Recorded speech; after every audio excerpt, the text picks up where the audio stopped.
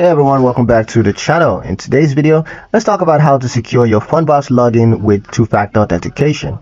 You want to keep your Fundbox account extra safe? Well, activating two-factor authentication is one of the smartest moves that you can make. Let me show you how to set it up.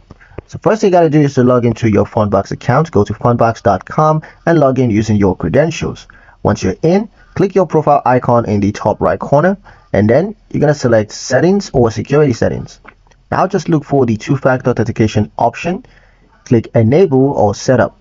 Now just choose your preferred method. You could use an authenticator app like Google Authenticator or Audi, or you can use SMS verification.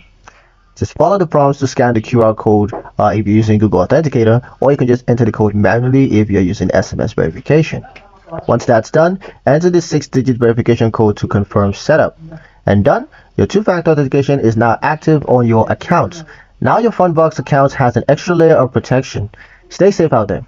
And that's pretty much it for the video, guys. Hope you liked it. Hope you found the information here useful enough.